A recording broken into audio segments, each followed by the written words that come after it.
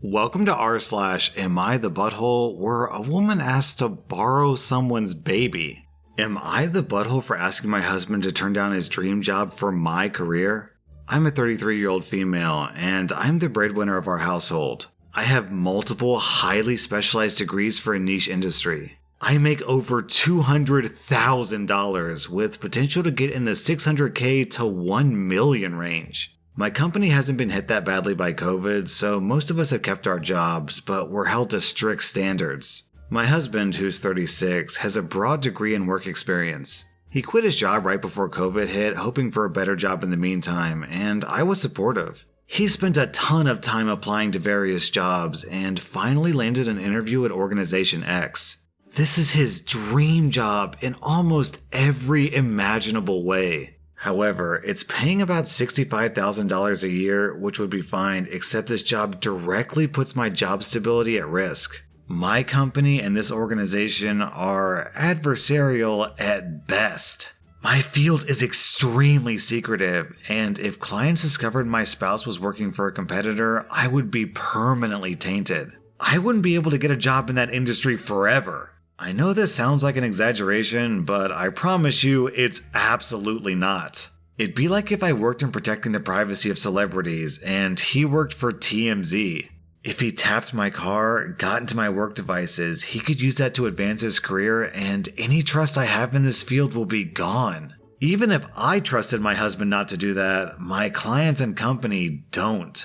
Worse, because my background is so specialized, this is the only field I can work in. I asked him to drop out from consideration for this job, since if he got it, we'd lose my income. $65K a year cannot support us in this city. Plus, he doesn't have to work for this organization. Even if the job market is awful right now, his background gives him access to a wide range of jobs, but I only have this one niche field. He was extremely angry and said I was selfish and only cared about money. I told him that if he wanted to go back to school for an advanced degree or just be unemployed for a while, I would support him. But taking this job isn't possible. He continued the process behind my back and got the offer. He wants to accept it because he says that his career needs to take priority and that I wasn't being a supportive wife.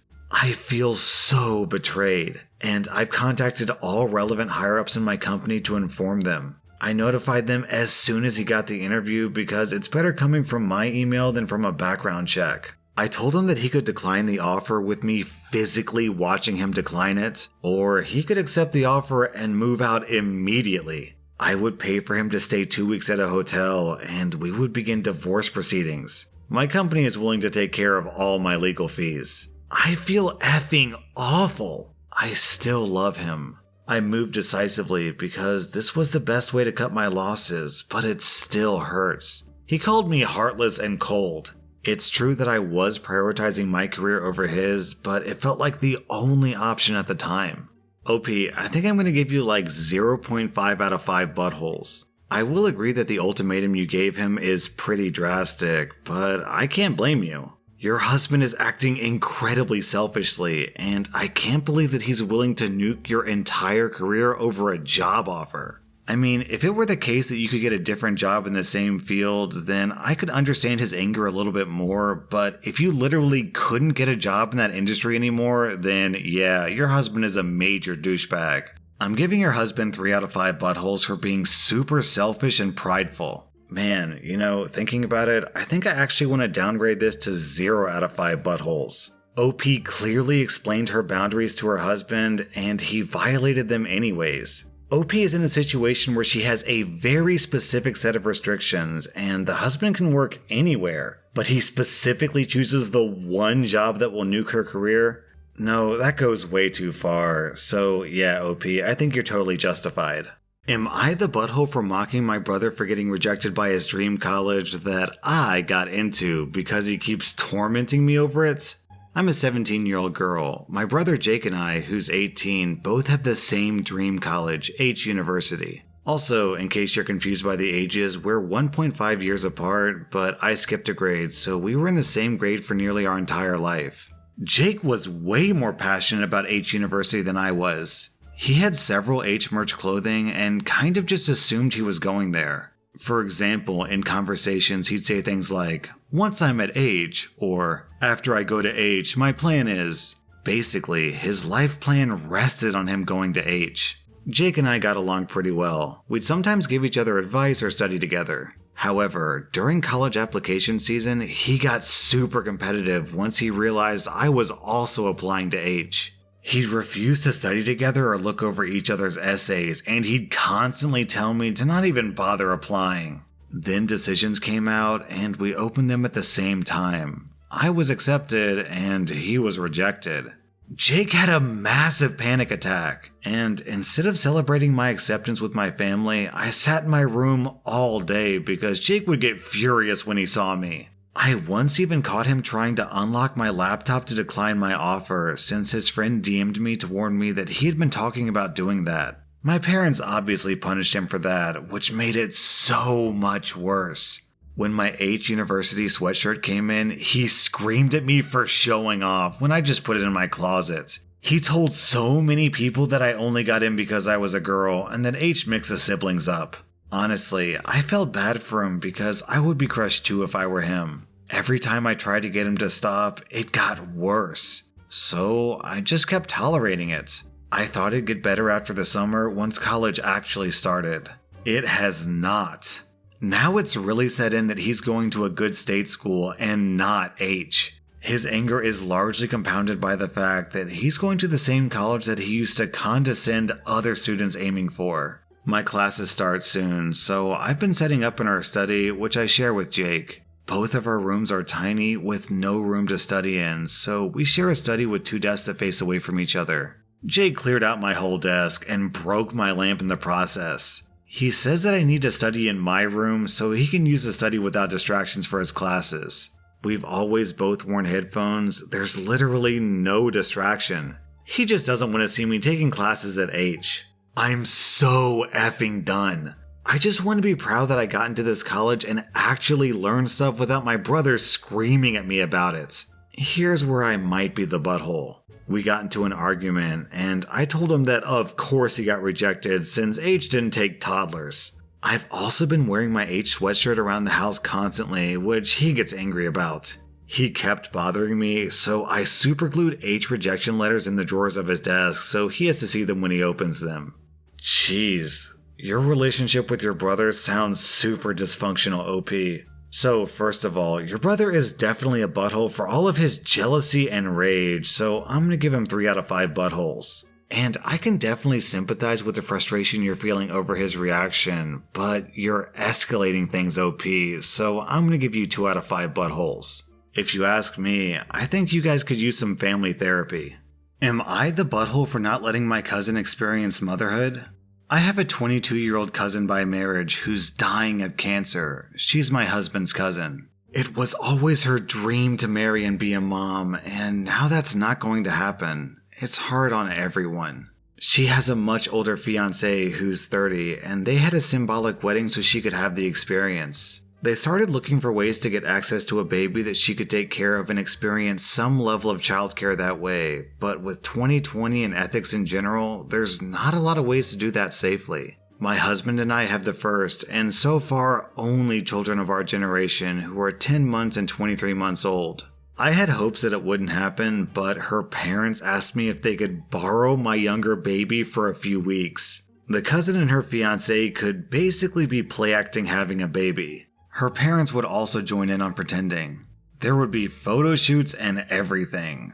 This makes me really uncomfortable. It's really creepy. I cannot understate how creepy I think this is. I know that her not getting to live her dreams is sad, but I don't think that this is the answer. I'm worried that it would be traumatic for my baby. She's almost a year old and will notice that her entire family just vanished overnight for what will seem like forever. She's also still nursing, and they don't really seem to care about this factor. I'm really worried about problems down the road. This is setting a dangerous precedent of my child living under other guardianship. Her parents will have time to get attached, and they could try to use that for familial pressure, if not legally. Her fiancé is also a wild card in that regard.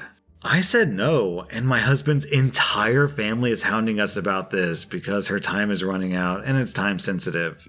They say we're being selfish. They say that we could use this as a free vacation and bond with our older child because I popped them out so close together. They want to compromise now by letting me come by a few times a day to bring milk. We still don't want to do this.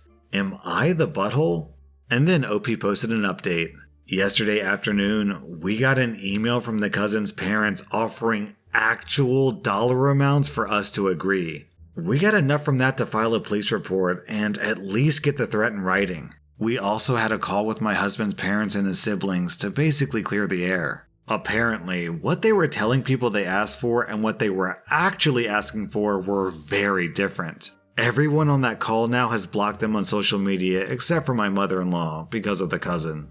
Nah, OP, I'm giving you 0 out of 5 buttholes. This conversation should be super simple. Hello, miss. Do you mind if I borrow your baby? No, that doesn't make me comfortable. Okay, that's fine. Period. As in, end of conversation. From your cousin's perspective, I don't think it's actually unreasonable for her to ask. Yeah, her request is a bit extreme, but her situation is a bit extreme as well, and there's really no harm in asking. But the butthole behavior comes in when they continue to press the issue after you've rejected them. Once you rejected them, they should have just accepted that and moved on. So based on that, I'm gonna give them, let's say, like 2 out of 5 buttholes. Am I the butthole for yelling at my parents that their polyamory screwed up my childhood? I believe it started when I was around 6 years old. My parents often had friends over in the house. I didn't know they were polyamorous, of course. One day I was outside playing, got hurt, and when I ran inside, I caught my parents making out with some random guy. They told me that they have other adults that they love, and it's a completely normal thing. Me, being a child, just accepted that. They gave up being secretive, and their partners would constantly be around, even joining on outings. I remember that on my 10th birthday, they invited 3 of their partners, one of whom I'd never seen before. And for the rest of the day, my parents just withdrew from the party and hung out with them.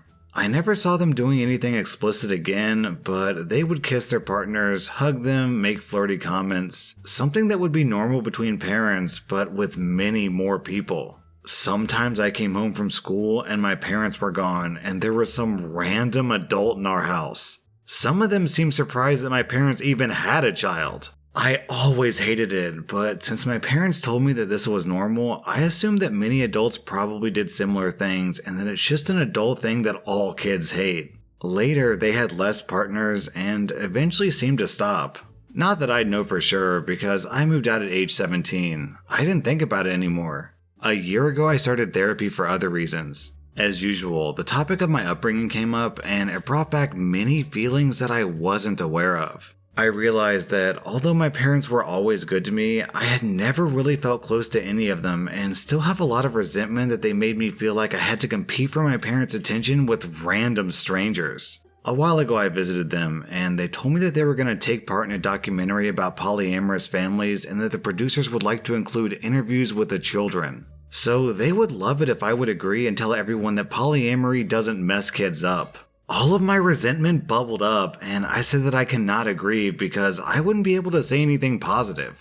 My parents looked shocked. I had never brought this up before and asked why, and I unloaded everything that I always felt pushed aside, and we barely had any family time without strangers intruding. It turned into an argument, and I became loud and yelled that the truth is it did screw me up, and they shouldn't have had a child if their number one priority was screwing the whole world. My mother cried, and my father said I should probably leave. So I left and was shaken up for the rest of the week, but also felt regret because I've never made my mom cry before. Later, my father sent me a message that was like, "We're sorry you feel that way. Can we have a calm discussion about this soon?" Even though I tried to, it's like I can't reply. This argument brought something very emotional up in me.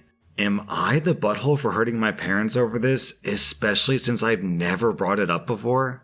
Alright, OP, so I'm actually going to give you 0 out of 5 buttholes here.